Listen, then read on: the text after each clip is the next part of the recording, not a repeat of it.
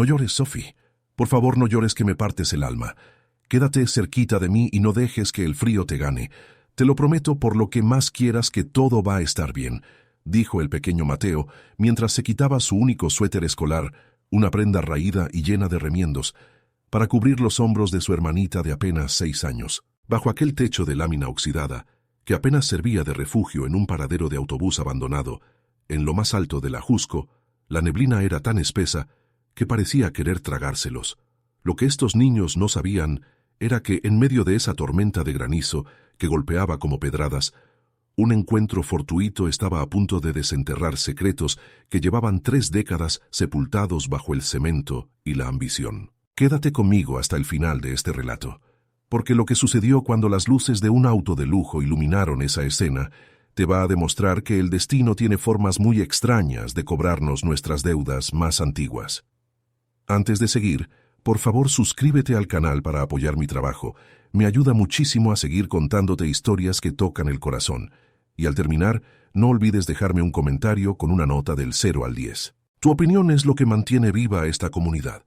Esa noche, la Ciudad de México parecía un monstruo herido. En las zonas bajas, el agua inundaba las avenidas, pero allá arriba, donde el asfalto se rinde ante el bosque y el lodo, el aire era un cuchillo de hielo. Don Eladio Valeriano manejaba su Mercedes-Benz de última generación con la mandíbula apretada. A sus 65 años, Eladio era el dueño de la ciudad, o al menos eso decían las revistas de negocios que lo ponían en portada como el magnate inmobiliario más implacable de Santa Fe.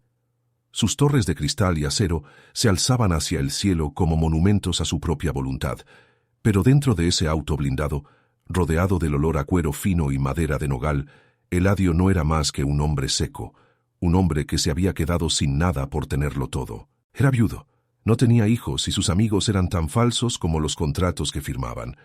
Su vida era una burbuja de silencio absoluto, interrumpida solo por el rugido sordo del motor. Esa noche, un bloqueo en la carretera principal, causado por un deslave, lo había obligado a tomar una ruta que no recorría desde hacía una eternidad. El camino viejo que serpenteaba por las faldas del volcán. Eladio odiaba ese lugar. Le recordaba a la tierra, le recordaba a la pobreza y sobre todo le recordaba a Elena. Hacía 30 años que el nombre de su hermana no cruzaba sus labios, pero esa noche, con el granizo repicando en el techo como un tambor de guerra, el recuerdo de Elena se sentaba a su lado en el asiento del copiloto, silencioso y acusador. Él la había dejado morir.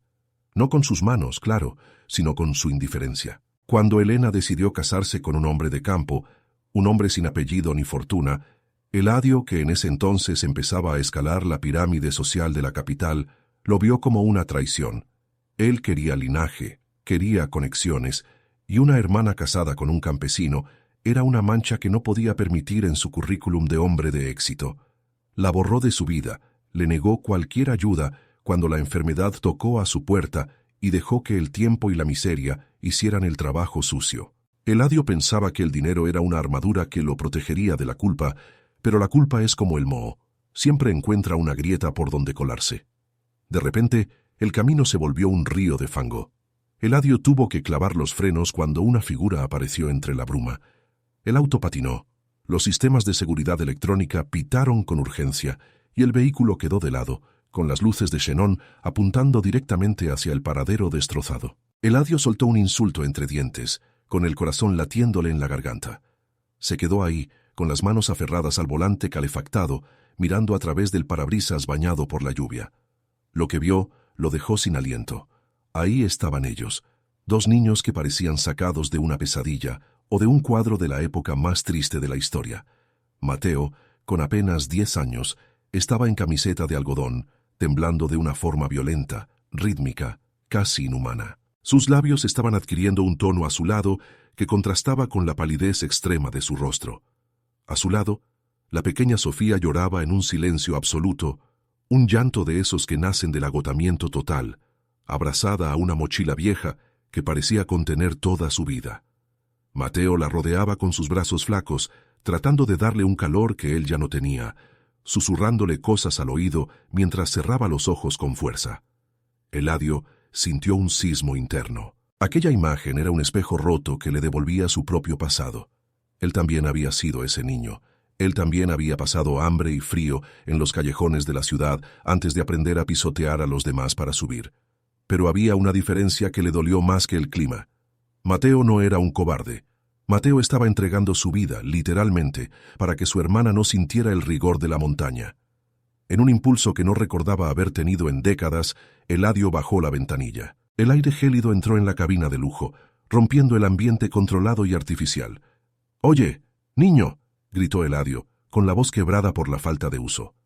Mateo levantó la cabeza. Sus ojos eran grandes, inteligentes, y estaban cargados de una desconfianza que solo se adquiere cuando el mundo te ha fallado demasiadas veces. No pidió ayuda, no corrió hacia el auto. Simplemente se interpuso entre el vehículo y su hermana, protegiéndola con su propio cuerpo, como un pequeño soldado frente a un tanque de guerra. Fue en ese momento cuando Eladio lo vio. Colgando del cuello de Mateo, sobre su pecho que subía y bajaba con dificultad, había un pequeño milagrito de plata. Era una figura de San Judas Tadeo, el patrón de las causas difíciles, desgastada por el roce constante de los dedos. Eladio sintió que el mundo dejaba de girar. Él conocía esa medalla. Él mismo se la había regalado a su hermana Elena el día que ella cumplió 15 años, mucho antes de que la ambición le secara el alma. Era una pieza única, con una pequeña muesca en el brazo izquierdo, que él mismo le hizo por accidente cuando eran niños. Sin pensarlo 2 veces, el hombre más rico de la ciudad abrió la puerta. No le importó que sus zapatos de piel italiana, que costaban más de lo que una familia promedio ganaba en un año, se hundieran hasta el tobillo en el lodo podrido. No le importó que el granizo le golpeara la cara y le empapara el traje de diseñador. Caminó hacia el paradero con paso errático, como si estuviera despertando de un sueño de 30 años. Cuando llegó frente a Mateo, el niño se tensó apretando los puños. «¿De dónde sacaste eso?», preguntó Eladio, señalando con un dedo tembloroso el milagrito de plata. Mateo lo miró con desafío, aunque sus dientes no dejaban de chocar. «Era de mi abuela Elena», respondió el niño con una dignidad que dejó a Eladio mudo. «Ella dijo que nunca me lo quitara, que San Juditas nos iba a cuidar cuando no hubiera nadie más. Y ahora no hay nadie, señor, así que déjenos en paz». Eladio cayó de rodillas en el barro. No fue un tropiezo, fue el peso de la verdad lo que lo derrumbó. Aquellos niños que estaban a punto de morir de hipotermia en una parada de autobús olvidada de Dios eran su propia sangre. Eran los nietos de la hermana que él había despreciado, los descendientes de la mujer que él había dejado en el olvido. El millonario solitario, el hombre que no lloraba ni en los entierros de sus socios, empezó a sollozar con un ruido ronco que se perdía en el viento del ajusco. Lloraba por Elena, lloraba por los años perdidos y, sobre todo, lloraba porque entendía que ese niño, que no tenía ni un suéter para cubrirse, era infinitamente más rico que él. Mateo poseía la nobleza y el amor que Eladio había vendido por una torre de oficinas en Santa Fe. «Súbanse al auto», dijo Eladio, tratando de recuperar el aliento, mientras se quitaba su abrigo de lana de camello para envolver a los 2 niños de un solo golpe. «Por favor, súbanse. No voy a dejar que les pase nada, nunca más». Mateo dudó un segundo, mirando el lujo del coche y luego los ojos enrojecidos del anciano. Vio algo en la mirada de Eladio que no era amenaza, sino una súplica desesperada por redención. El niño asintió y con un esfuerzo supremo ayudó a Sofía a levantarse. Eladio los cargó, uno por uno, como si fueran tesoros de cristal que pudieran romperse con el menor roce. Al cerrar la puerta del Mercedes, el silencio regresó, pero era un silencio distinto. Ya no era el vacío de la soledad, sino el silencio que precede a una tormenta aún mayor. Porque mientras Eladio encendía la calefacción al máximo y veía cómo el color regresaba lentamente a las mejillas de los niños, en una oficina de lujo a kilómetros de ahí, alguien más estaba despierto. Hugo Valeriano, el sobrino oficial de Eladio, un hombre que había construido su carrera a la sombra de su tío y que esperaba heredar cada centavo de su imperio, acababa de recibir una llamada. Hugo era el tipo de hombre que no dejaba nada al azar. Había pasado meses moviendo influencias, sobornando a jueces y policías para borrar el rastro de esos ratones de campo, como él llamaba a los nietos de Elena.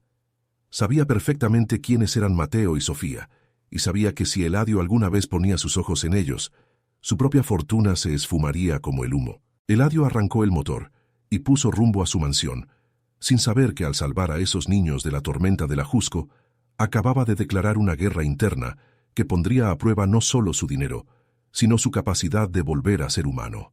El camino de regreso sería largo, y el chocolate caliente que tanto anhelaba ofrecerles sería solo el inicio de una batalla por la verdad, donde los milagritos de plata valen mucho más que las barras de oro. Pero eso, Eladio lo descubriría apenas al cruzar el umbral de su casa de cristal, donde la verdadera frialdad no venía del clima, sino de los que llevan su mismo apellido. Al llegar a las enormes puertas de hierro que resguardaban su mansión en Santa Fe, don Eladio sintió una opresión en el pecho que no tenía nada que ver con el frío exterior. Era la primera vez en años que su casa no le parecía un refugio, sino una jaula de cristal y mármol. Los guardias de seguridad, acostumbrados a la puntualidad casi militar de su jefe, se quedaron petrificados al ver que el Mercedes-Benz del patrón no venía solo. Pero lo que realmente los dejó sin palabras fue ver a Eladio, el hombre más pulcro del sector inmobiliario, bajar del auto con el traje arruinado por el lodo y cargando en brazos a una niña que parecía un pequeño bulto de trapo mojado. Mateo bajó por su propio pie, manteniendo la mirada alta, como si estuviera entrando a un campo de batalla en lugar de a una de las residencias más lujosas del país. El interior de la mansión era el vivo retrato de la soledad de Eladio, techos altísimos, obras de arte abstracto que no transmitían nada y un silencio que pesaba más que las piedras. Era un museo dedicado a un solo hombre. Sofía, aferrada al cuello del abrigo de Eladio, miraba con ojos desorbitados las lámparas de cristal que parecían diamantes suspendidos en el aire. Para ella, aquello no era una casa, era otro planeta. Mateo, en cambio, no se dejaba impresionar. Sus ojos recorrían los rincones buscando salidas, midiendo distancias, como un animalito que ha aprendido que los lugares hermosos suelen esconder las trampas más crueles. «Magdalena, por favor, prepare el cuarto de visitas», ordenó Eladio a su ama de llaves, una mujer que lo había servido por 20 años y que nunca lo había visto con esa expresión de vulnerabilidad. «Y traiga mantas, las más gruesas que encuentre. Pero antes de cualquier cosa, necesitamos algo caliente». Eladio no pidió té importado ni café de especialidad. Pidió algo que no se servía en esa casa desde hacía 3 décadas, chocolate caliente en jarros de barro. Magdalena tuvo que buscar en el fondo de las alacenas, en cajas que ya estaban destinadas a la bodega, para encontrar aquellos viejos jarrones que Eladio conservaba por una nostalgia que nunca se atrevió a admitir. Mientras el aroma del cacao y la canela empezaba a invadir el aire aséptico de la sala, Eladio observaba a los niños desde su sillón de piel. Se sentía como un intruso en su propia vida. Pero esto era solo el comienzo de una noche que se negaba a dar tregua. Mientras Mateo bebía el chocolate con una lentitud que denotaba una educación que Eladio no esperaba, el niño no dejaba de tocar el milagrito de plata en su cuello. Había algo en Mateo que no encajaba con la imagen de un niño de la calle. Sus modales eran precisos, sus palabras, aunque escasas, estaban cargadas de una madurez amarga. No hablaba como un niño de 10 años. Hablaba como alguien que ha tenido que enterrar su infancia para poder sobrevivir. «Mi abuela decía que el chocolate con canela cura el miedo», murmuró Mateo mirando el vapor que salía de su jarro. «Ella siempre nos decía que, aunque no tuviéramos para carne, el chocolate nos mantendría el alma caliente. Ella nunca se olvidó de usted, señor Eladio. Aunque usted se olvidó de ella. El golpe fue más certero que cualquier auditoría fiscal». Eladio bajó la cabeza, sintiendo el peso de cada decisión errónea que había tomado en su ascenso al poder, pero el silencio fue interrumpido por el sonido estridente de un teléfono. No era el celular personal de Eladio, sino la línea directa de la oficina que solo un puñado de personas conocía. Al ver el nombre en la pantalla, el estómago del millonario se contrajo. Hugo Valeriano. Su sobrino, su mano derecha y el hombre que Eladio había entrenado para ser su sucesor. «Tío, ¿dónde diablos estás?». La voz de Hugo sonaba tensa, con un rastro de urgencia que rozaba la agresividad. «Los de seguridad me dijeron que llegaste con invitados. Sabes que no es momento para distracciones. Mañana firmamos el contrato con los coreanos y no podemos permitirnos ningún error». «¿Qué está pasando?». Eladio miró a Mateo, quien se había tensado al escuchar la voz que salía por el altavoz. El niño reconoció ese tono. No era la primera vez que escuchaba el apellido Valeriano asociado a una amenaza. Sin que Eladio lo viera, Mateo apretó la mano de Sofía, que se había quedado dormida en el sofá, agotada por el llanto y el calor repentino. «No es asunto tuyo, Hugo», respondió Eladio tratando de mantener la autoridad que le quedaba. «He encontrado a alguien de la familia, alguien que creía perdido. Mañana no iré a la oficina. Suspende la firma. Familia, ¿de qué hablas? Tío, creo que la tormenta te afectó el juicio. La risa de Hugo al otro lado de la línea fue fría, carente de cualquier afecto. No tenemos familia, solo estamos tú y yo, a menos que te refieras a los hijos de esa mujer, la que manchó nuestro nombre. Escúchame bien, Eladio.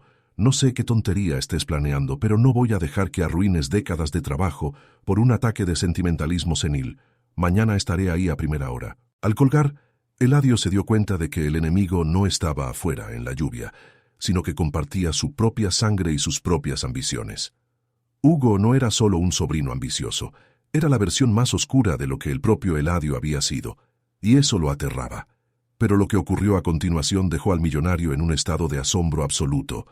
Mateo, al ver que la conversación había terminado, se levantó en silencio. Caminó hacia la pared del fondo, donde un viejo reloj de péndulo, una reliquia que perteneció al padre de Eladio, permanecía mudo desde hacía 20 años. Ningún relojero de la ciudad había podido hacerlo caminar de nuevo. Las piezas eran demasiado antiguas, demasiado caprichosas. Eladio lo conservaba solo por inercia, como un símbolo de un tiempo que se detuvo cuando el éxito empezó a costarle la paz. El niño observó el mecanismo a través del cristal. Sacó de su mochila vieja un par de pinzas oxidadas y un pequeño trozo de alambre que parecía haber encontrado en algún basurero. Con una paciencia infinita y una destreza manual que desafiaba su edad, Mateo empezó a manipular los engranajes. Eladio lo observaba paralizado. El niño no estaba jugando. Estaba operando el corazón del tiempo con la precisión de un cirujano. «Mi papá me enseñó», dijo Mateo sin quitar la vista del reloj. Él decía que todas las cosas rotas tienen una oportunidad de volver a funcionar. Solo hay que saber dónde les duele. A este reloj le duele el olvido, señor. Tiene demasiado polvo en los recuerdos. De repente, un clic metálico resonó en la sala silenciosa. El péndulo, que había estado inmóvil por décadas, dio un primer impulso tímido, luego otro, y de pronto, el tic-tac rítmico y constante volvió a llenar el aire. Era como si la casa misma hubiera vuelto a respirar. Eladio sintió que algo dentro de él también empezaba a moverse después de un invierno de 30 años. Mateo no solo había arreglado un objeto, estaba dándole una lección al hombre que creía que el dinero podía comprarlo todo, pero que no sabía cómo arreglar su propio corazón. Pero la paz del tic-tac duró poco. Al día siguiente, antes de que el sol lograra atravesar la neblina de Santa Fe, el estruendo de varias camionetas frenando frente a la mansión rompió la calma. Hugo no había llegado solo. Traía consigo a 2 hombres de traje oscuro que no parecían abogados, sino perros de presa, y a una mujer de mirada gélida que sostenía un maletín de cuero. Eladio bajó las escaleras en pijama, sintiéndose por primera vez pequeño en su propia casa. Hugo entró sin llamar, con la arrogancia de quien se sabe dueño del futuro. «Tío, esto ha ido demasiado lejos», dijo Hugo señalando hacia el sofá donde los niños desayunaban con miedo. «He traído a la doctora Estrada. Es una especialista en geriatría. Tenemos razones para creer que tu salud mental está seriamente comprometida. El hecho de que hayas recogido a 2 mendigos de la carretera y los hayas metido en esta casa es la prueba definitiva de que ya no estás en condiciones de manejar el grupo valeriano». Eladio sintió que la sangre se le congelaba. El plan de Hugo era maestro. Si lograba declararlo interdicto, no solo tomaría el control de la empresa, sino que tendría el poder legal para sacar a los niños de la casa y mandarlos a donde nadie pudiera encontrarlos. El millonario miró a su sobrino y vio el reflejo de su propia ambición, pero multiplicada por una falta total de escrúpulos. «Son los nietos de Elena, Hugo», dijo Eladio con la voz temblorosa pero firme. «Son mis herederos legítimos». «Eso es lo que tú crees en tu delirio», escupió Hugo acercándose a su tío hasta que sus rostros quedaron a centímetros.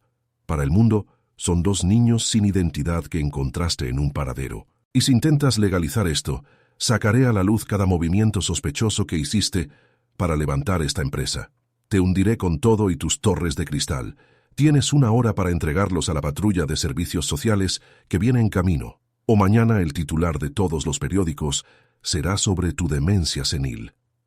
En ese momento, Eladio entendió la magnitud del veneno que él mismo había sembrado en su familia. Hugo no estaba ahí por el dinero. Estaba ahí para terminar el trabajo que Eladio empezó hace 30 años, eliminar cualquier rastro de debilidad, cualquier rastro de humanidad que pudiera comprometer el imperio. El conflicto interno de Eladio era una tormenta más feroz que la de la Jusco. Por un lado estaba todo lo que había construido, su nombre, su fortuna, su estatus. Por el otro, estaban dos niños que en menos de 12 horas le habían devuelto el sonido del tiempo a su casa. Veía a Sofía jugar con una esfera de cristal, ajena a la guerra que se libraba sobre su cabeza, y veía a Mateo, que lo miraba con una mezcla de esperanza y decepción, como si ya supiera que los adultos siempre terminan eligiendo el dinero por encima de las personas. ¿Qué valía más? ¿El imperio de cristal o el tic-tac de un corazón que empezaba a latir de nuevo? Eladio sabía que si cedía, Hugo los haría desaparecer en el sistema judicial, en albergues estatales que eran poco más que prisiones para niños, donde sus nombres se borrarían y su rastro se perdería para siempre. Mateo apretó el milagrito de San Judas Tadeo tan fuerte que sus nudillos se pusieron blancos. Él sabía que la batalla apenas comenzaba y que en este mundo de hombres de traje y torres altas, la verdad es un lujo que pocos se pueden permitir. «No te los vas a llevar, Hugo», dijo Eladio sintiendo una fuerza que no sabía que poseía. «No importa lo que cueste». Hugo sonrió con una maldad pura, sacando su celular para hacer una llamada. «Tú lo pediste, tío. Prepárate para perderlo todo». La tensión en la habitación era tan espesa que parecía que las paredes de cristal iban a estallar. Eladio acababa de dar el primer paso hacia su propia destrucción financiera, pero por primera vez en su vida sentía que estaba caminando hacia la luz. Sin embargo, lo que Hugo tenía preparado era un golpe que Eladio no vio venir, una red de corrupción tan profunda que el dinero del millonario podría no ser suficiente para romperla. El tic-tac del reloj de péndulo seguía marcando el ritmo. Cada segundo una advertencia de que el tiempo de la redención se estaba agotando. ¿Sería capaz Eladio de sacrificar su imperio por dos niños que apenas conocía, o el peso de su propia ambición terminaría por aplastarlos a todos? Quédate aquí, porque lo que viene a continuación te mostrará que, a veces, para salvar tu alma, tienes que estar dispuesto a perder el mundo entero. No te muevas, porque la verdadera batalla por la justicia está a punto de comenzar. La mañana en la mansión de Santa Fe no trajo la luz, sino una penumbra cargada de sirenas y hombres de rostro gélido. Hugo no había mentido. Antes de que el primer café estuviera listo, dos patrullas de la policía estatal y una camioneta blanca con los logotipos de los servicios de protección al menor estaban estacionadas frente a la escalinata de mármol. Eladio, que durante años había ordenado desalojos y derribado barrios enteros con un solo movimiento de su pluma, se encontró por primera vez del otro lado de la barrera. Se sentía pequeño, despojado de esa armadura de invencibilidad que el dinero suele otorgar. «Señor Valeriano, tenemos una orden judicial», dijo un oficial con voz monótona, extendiendo un documento que parecía pesar toneladas. «Existe una denuncia formal por presunto secuestro y riesgo inminente para dos menores de edad. Además, hay una solicitud de interdicción en su contra presentada por su representante legal y familiar directo». Eladio intentó hablar, pero las palabras se le quedaron atoradas en una garganta seca por la angustia. Hugo estaba detrás de los oficiales, apoyado en el marco de la puerta con una sonrisa de victoria que le helaba la sangre. No era solo una batalla legal, era una ejecución pública de su dignidad. Sofía, al ver a los uniformados, soltó un grito desgarrador y se escondió detrás de las piernas de su hermano. Mateo, con los ojos inyectados en sangre y el cuerpo rígido como un resorte a punto de saltar, dio un paso al frente. No tenía armas, no tenía abogados, pero tenía esa mirada que Eladio había empezado a amar. La mirada de alguien que no se rinde ante el poder. «No los toquen», rugió Eladio, recuperando la voz. «Son mis nietos, son mi familia». «Eso tendrá que demostrarlo ante un juez, señor», respondió la trabajadora social, una mujer de lentes cuadrados y corazón de piedra que Hugo ya había convencido con un fajo de billetes bajo la mesa. «Por ahora, los niños quedan bajo la custodia del Estado. Mateo, Sofía, por favor, vengan con nosotros». Lo que siguió fue una escena que Eladio juró que lo perseguiría hasta el día de su muerte. Los oficiales separaron a Sofía de Mateo por la fuerza. La niña gritaba el nombre de su hermano, estirando sus manos pequeñas hacia él, mientras era subida a la camioneta blanca. Mateo luchó con una ferocidad animal, mordiendo y pateando, hasta que tres hombres lograron someterlo. Antes de que cerraran la puerta, el niño clavó sus ojos en los de Eladio. No había odio en su mirada, sino una decepción profunda, una confirmación silenciosa de que los ricos siempre terminan permitiendo que la injusticia gane. Cuando las camionetas se alejaron dejando solo el rastro del humo de los escapes en el aire frío, Eladio se desplomó en los escalones de su entrada. Hugo se acercó lentamente, acomodándose el nudo de su corbata de seda. «Te lo advertí, tío», susurró Hugo con desprecio. «Podrías haber tenido una jubilación tranquila, pero elegiste jugar al héroe con esos muertos de hambre. Ahora no solo perdiste a los niños, sino que acabo de congelar todas tus cuentas personales, bajo la cláusula de incapacidad mental. Mañana, el Consejo de Administración votará mi nombramiento como CEO interino. Estás fuera». Pero Hugo cometió un error fundamental. Creyó que el poder de Eladio residía en su cuenta de banco. No entendió que un hombre que lo ha perdido todo es, irónicamente, el hombre más peligroso del mundo. Eladio entró en su casa, ignorando los gritos de victoria de su sobrino. Caminó por los pasillos que ahora se sentían como tumbas y llegó al cuarto de invitados. Todo estaba en desorden. Los jarros de chocolate a medio terminar, las mantas revueltas en el suelo, y ahí, olvidada en un rincón, estaba la mochila vieja de Mateo. Eladio la tomó con manos temblorosas. Pesaba poco, pero al abrirla, el olor a tierra mojada y a esperanza lo golpeó de frente. Dentro no había juguetes ni lujos. Había un cuaderno escolar con dibujos de árboles, un par de calcetines remendados, y en el fondo, envuelta en una tela blanca que alguna vez fue parte de un vestido, una carpeta de cuero desgastada. Al abrir esa carpeta, Eladio sintió que el tiempo se detenía.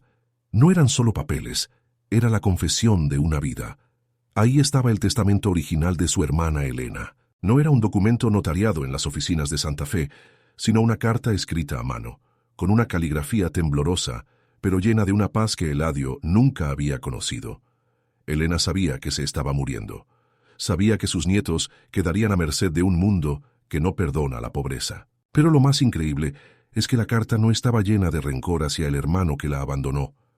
«Hermano mío», decía el papel amarillento, «si algún día estas líneas llegan a tus manos, no será por casualidad, sino porque San Juditas te puso en el camino de mis niños. No te pido tu dinero, Eladio, porque el dinero es una sombra que se alarga por la tarde y desaparece por la noche. Te pido que les enseñes que el honor vale más que el oro. Te perdono, hermano, porque vivir sin perdón es como cargar una piedra en el alma. Cuídalos no por ser tus herederos, sino por ser la prueba de que todavía tienes corazón». Eladio lloró sobre el papel, manchando la tinta con gotas de arrepentimiento. Entendió que Mateo no había guardado esa mochila por necesidad material, sino porque ahí residía la única riqueza real que poseían, la dignidad de su origen. Pero la carpeta contenía algo más. Entre los papeles personales de Elena, Eladio encontró una serie de recibos y notificaciones de desalojo. Al revisarlos con su ojo clínico de experto inmobiliario, descubrió algo aterrador. Las empresas que habían acosado a Elena y a sus nietos durante los últimos meses, las que les quitaron su pequeño terreno y los obligaron a huir hacia el Ajusco, eran subsidiarias fantasmas del grupo Valeriano. Hugo no solo estaba tratando de heredar el imperio, lo estaba limpiando de cabos sueltos, mucho antes de que Eladio encontrara a los niños. «Me querías ver caer, Hugo», murmuró Eladio, limpiándose las lágrimas y sintiendo cómo una frialdad nueva, una frialdad de justicia le recorría las venas. «Pero no sabes lo que es caer de verdad». En las siguientes 48 horas, Eladio Valeriano desapareció de los radares de la alta sociedad. Mientras Hugo celebraba en los restaurantes más caros de Polanco, creyéndose el nuevo rey de la ciudad, Eladio estaba en las sombras. No fue a ver a sus abogados estrella. Ellos ya habían sido comprados por Hugo. Fue a ver a sus enemigos. Se reunió con los competidores a los que había humillado durante años, hombres que lo odiaban, pero que respetaban su palabra. «Quiero liquidar mi participación en el grupo Valeriano», dijo Eladio en una reunión secreta en la parte trasera de una cafetería de barrio. «Se las vendo por una fracción de su valor real, pero necesito el efectivo hoy mismo. Y necesito que me ayuden a hundir a mi sobrino». La jugada era suicida. Eladio estaba vendiendo su vida, su legado, el esfuerzo de 40 años, con tal de obtener los recursos necesarios para enfrentar al sistema corrupto que Hugo había tejido a su alrededor. Pero ya no le importaba la torre de cristal. Cada vez que cerraba los ojos, veía el tic-tac del reloj de péndulo que Mateo había arreglado. Ese sonido era ahora el latido de su propia redención. Con el dinero en mano y usando sus viejas conexiones en el bajo mundo de la política, Eladio llegó hasta la trabajadora social que se había llevado a los niños. La encontró en una oficina gris, oliendo a café barato y a desidia. No llegó con amenazas, sino con pruebas. Le mostró los documentos que probaban que Hugo había desviado fondos de la constructora para sobornar a funcionarios y jueces. Le mostró la grabación que había obtenido del sistema de seguridad de su casa, donde se escuchaba a Hugo admitir que su intención era declarar a Eladio incapaz para quedarse con todo. «Usted tiene dos opciones», dijo Eladio, con una calma que aterraba. «Puede ser la persona que ayudó a un corrupto a destruir a dos inocentes, o puede ser la testigo clave que recupere su carrera y su conciencia. El dinero ya no me importa, pero la justicia sí». Sin embargo, el tiempo se agotaba.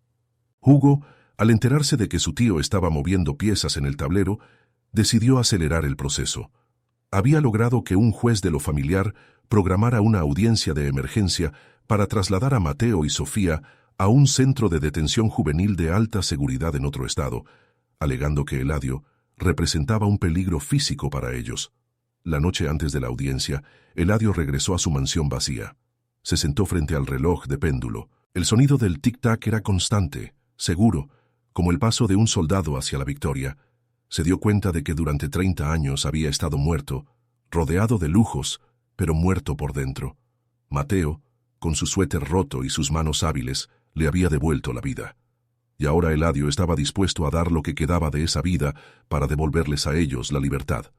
Pero un último obstáculo se interponía en su camino. Hugo, desesperado por el riesgo de que sus fraudes salieran a la luz, había enviado a sus hombres a recuperar la mochila de Mateo. Sabía que ahí estaban las pruebas del linaje y el perdón de Elena.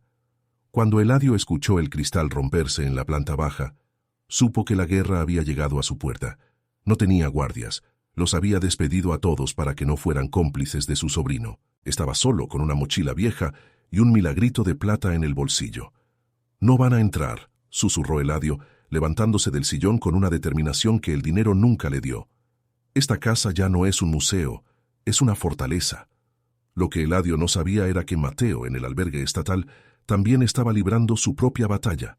El niño no se había quebrado. Había pasado la noche contándole historias a Sofía sobre un abuelo que vendría a buscarlos, un abuelo que no tenía coronas ni castillos, pero que tenía los ojos de su abuela Elena. Mateo sabía que el milagrito de San Judas Tadeo no los había abandonado en la tormenta del Ajusco, y no los abandonaría ahora. El giro final estaba por ocurrir. Mientras los hombres de Hugo subían las escaleras, Eladio sostenía un teléfono, terminando de grabar un video que se enviaría automáticamente a todos los medios de comunicación del país si él no ingresaba un código en las próximas 2 horas. En ese video, Eladio no hablaba de negocios. Hablaba de un niño que se quitó el suéter para cubrir a su hermana y de un hombre rico que tuvo que ensuciarse los zapatos en el lodo para poder ver la luz. La caída de Hugo Valeriano estaba escrita, pero el precio que Eladio tendría que pagar por la libertad de sus nietos era algo que nadie, ni siquiera él mismo, podía prever. La audiencia del día siguiente no sería un juicio legal, sería el juicio final para el apellido Valeriano, donde el cristal se rompería para siempre para dejar paso a la verdad. La noche en la mansión de Santa Fe se convirtió en el escenario de un enfrentamiento que no se libraría con balas, sino con la fuerza de una conciencia que finalmente había despertado. Cuando los hombres de Hugo derribaron la puerta del estudio, esperando encontrar a un anciano acobardado y derrotado, se toparon con algo que no estaba en sus planes. Eladio Valeriano estaba sentado detrás de su escritorio de nogal, con la mochila vieja de Mateo frente a él, y una calma en el rostro que resultaba más intimidante que cualquier amenaza. No intentó huir ni pidió clemencia. Simplemente levantó un pequeño dispositivo y les mostró una luz roja que parpadeaba con un ritmo constante. Si dan un paso más, este video y todas las pruebas de los desvíos de fondos de Hugo se enviarán en tiempo real a la Fiscalía y a los 3 diarios más importantes del país, dijo Eladio con una voz que no temblaba. Mi sobrino cree que el poder se hereda, pero yo le enseñé que el poder se construye, y esta noche voy a ser yo quien lo destruya. Váyanse y díganle que nos vemos en la audiencia. Si tienen un poco de instinto de supervivencia, desaparecerán de la ciudad antes de que amanezca. Los hombres, que solo eran mercenarios a sueldo de la ambición de Hugo, dudaron. Vieron en los ojos de Eladio una determinación que no conocía límites.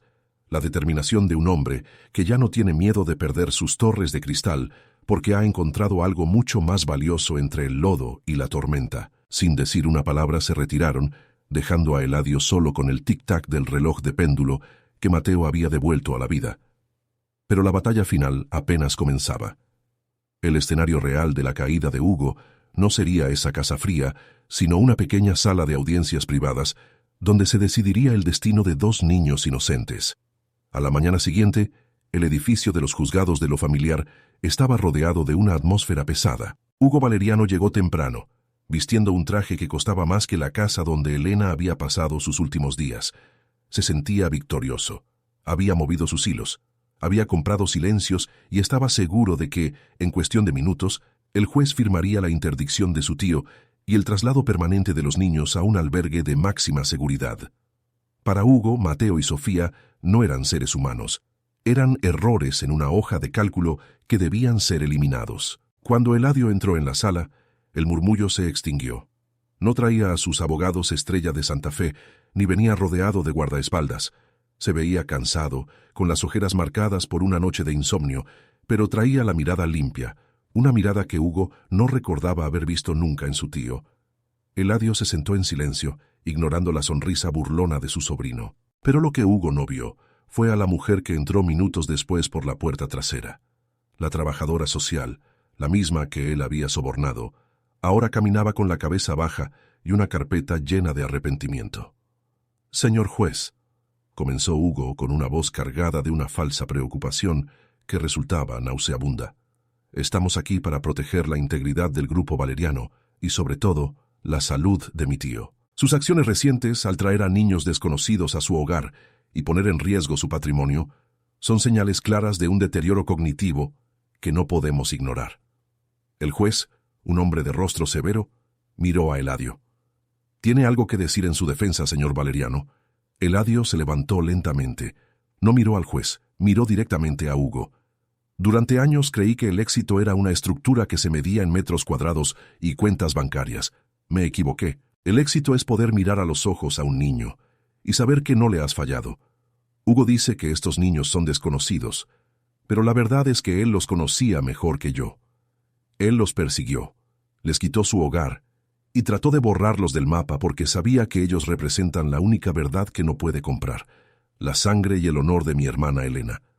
Hugo intentó interrumpir, pero Eladio sacó de la mochila de Mateo el testamento original de Elena. El papel estaba amarillento, gastado por los años, pero al desplegarlo pareció iluminar la sala. Eladio leyó en voz alta las palabras de su hermana, aquellas donde ella lo perdonaba y le pedía que cuidara a sus descendientes. Fue entonces cuando el mazo del juez golpeó la mesa, pero no para sentenciar a Eladio, sino para dar paso a la evidencia definitiva. La trabajadora social presentó su confesión detallada, documentando cada soborno y cada amenaza que Hugo había orquestado para manipular el sistema. Pero el golpe de gracia fue una grabación de audio que Eladio había obtenido esa misma madrugada. Una conversación donde Hugo admitía que planeaba liquidar los activos de los niños una vez que los enviara al albergue. La máscara de Hugo se desmoronó. Su rostro, antes arrogante, se tornó pálido y sudoroso. En un instante, el cazador se convirtió en la presa. «Hugo Valeriano», dijo el juez con una voz que resonó como un trueno. «Este tribunal no solo desestima la solicitud de interdicción, sino que ordena su detención inmediata por fraude, corrupción y hostigamiento de menores. Usted ha usado el sistema judicial como un arma personal, y eso es algo que no voy a permitir». La policía entró en la sala y esposó a Hugo ante la mirada atónita de los presentes. Mientras era escoltado hacia la salida, Hugo gritaba que Eladio se arrepentiría, que sin él la empresa se hundiría. Pero Eladio ni siquiera se inmutó. Sus ojos estaban fijos en la puerta, por donde un oficial de justicia acababa de traer a Mateo y a Sofía. El reencuentro fue un estallido de emoción que rompió el protocolo de la sala. Sofía corrió hacia Eladio y se abrazó a sus piernas, mientras Mateo, con esa madurez que le había dado el sufrimiento, simplemente le dio la mano a su abuelo de corazón. En ese apretón de manos, Eladio sintió que todas sus deudas con el pasado habían sido finalmente saldadas. Las semanas que siguieron trajeron una transformación absoluta. Eladio no regresó a su oficina en el piso 50 de la Torre de Santa Fe. Cumplió su palabra y liquidó su participación en la empresa, vendiéndola a sus competidores. No lo hizo por derrota, sino por libertad. El dinero obtenido no fue a parar a cuentas en el extranjero, sino a la creación de la Fundación Elena Valeriano. La mansión fría y minimalista, que antes parecía un mausoleo, fue reformada. Se derribaron los muros de cristal y se abrieron los jardines. Ahora, en lugar de silencios pesados, los pasillos se llenan con las risas de decenas de niños que, como Mateo y Sofía, fueron olvidados por un sistema que solo valora el oro. Eladio se mudó a una casa mucho más pequeña, en un barrio tranquilo cerca del bosque. Es una casa llena de luz, donde el olor a chocolate caliente y canela es una constante. Ya no usa trajes de 3 piezas ni maneja autos blindados. Ahora se le ve caminando por el parque, de la mano de Sofía, o ayudando a Mateo con sus estudios de ingeniería, porque el niño ha demostrado tener un talento natural para entender cómo funcionan las máquinas y, sobre todo, cómo funcionan las personas. La escena final de nuestra historia ocurre una tarde de lluvia suave, de esas que refrescan la tierra sin castigarla. Eladio y Mateo están en el jardín trasero de su nueva casa. Han pasado meses desde aquella noche en el Ajusco, pero el recuerdo sigue vivo, no como una herida, sino como una semilla. Ambos están arrodillados en la tierra, ensuciándose las manos, mientras plantan un árbol de limones. Es un árbol joven, frágil en apariencia, pero con raíces profundas que buscan el centro de la tierra. ¿Crees que crezca rápido, abuelo?, preguntó Mateo, limpiándose la frente con el dorso de la mano. Lo que vale la pena tarda en crecer, Mateo, respondió Eladio con una sonrisa que le llegaba a los ojos. Pero cuando dé sus frutos, serán los más dulces que hayas probado jamás, porque los plantamos con amor y no con ambición. Mateo asintió, y por un momento, el silencio fue perfecto. Un silencio de paz, de deber cumplido. Sofía salió de la casa corriendo, trayendo consigo 3 jarros de barro con chocolate caliente. Se sentaron los 3 bajo el porche, viendo caer la lluvia, sabiendo que ya no tenían que temerle al frío. Eladio sacó del bolsillo de su pantalón el milagrito de plata de San Judas Tadeo.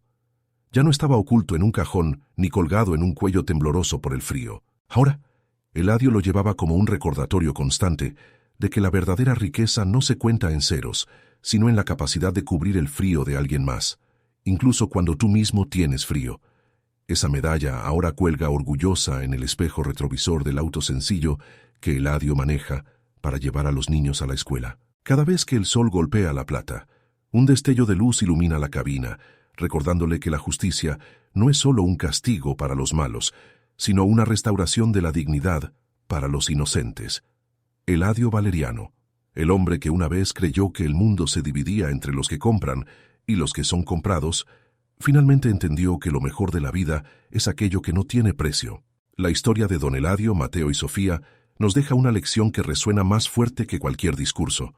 Nunca es tarde para cambiar el rumbo, nunca es tarde para pedir perdón, y sobre todo, nunca es tarde para entender que nuestra única herencia real es el amor que dejamos en los demás. La torre de cristal de Eladio pudo haberse derrumbado, pero sobre sus ruinas construyó algo eterno. Si esta historia tocó tu corazón y te recordó que siempre hay una oportunidad para la redención, te pido que te suscribas al canal. Traigo historias como esta con frecuencia, buscando siempre dejar una semilla de esperanza en tus días. Por favor, déjame saber en los comentarios qué nota le das a este relato del 0 al 10. Leo cada uno de sus mensajes y me ayudan a seguir creando contenido con alma. ¿Alguna vez has tenido que elegir entre lo que es fácil y lo que es correcto? Cuéntame tu experiencia. Gracias por acompañarme hasta el final. Nos vemos en la próxima historia, donde la luz siempre encuentra la forma de vencer a la oscuridad.